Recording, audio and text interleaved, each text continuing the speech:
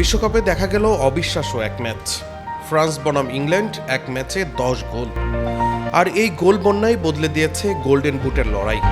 এখন আলোচনার কেন্দ্রবিন্দুতে কিলিয়ান এমবাপ্পে এবং লিওনেল মেসি। তৃতীয় স্থান নির্ধারণী ম্যাচে শুরু থেকেই ছিল আক্রমণ আর পাল্টা আক্রমণের লড়াই। শেষ পর্যন্ত ইংল্যান্ড 6-4 গোলে হারায় ফ্রান্সকে।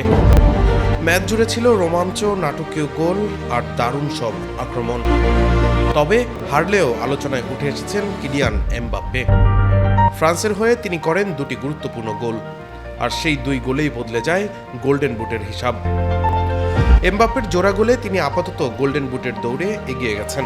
ফলে সামাজিক যোগাযোগ মাধ্যমে শুরু হয়েছে তুমুল আলোচনা। তাহলে কি মেসির স্বপ্ন শেষ? উত্তর হলো না, কারণ গোল্ডেন বুটের লড়াই এখনো শেষ হয়নি।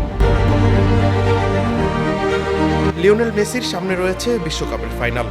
সেখানে গোল করার সুযোগ থাকায় শেষ পর্যন্ত তিনিই আবার শীর্ষে উঠে আসতে পারেন। অর্থাৎ গোল্ডেন বুটের ভাগ্য নির্ধারণ হবে ফাইনালের শেষ বাঁশির পর। একদিকে এমবাপ্পের দুর্দান্ত জোড়া গোল, অন্যদিকে ইতিহাস গড়ার অপেক্ষায় মেসি। বিশ্বকাপের ফাইনাল এখন শুধু শিরোপার লড়াই নয়, এটি গোল্ডেন বুটেরও শেষ যুদ্ধ। শেষ পর্যন্ত গোল্ডেন বুট কার হাতে উঠবে, কিলিয়ান এমবাপ্পে নাকি লিওনেল মেসি?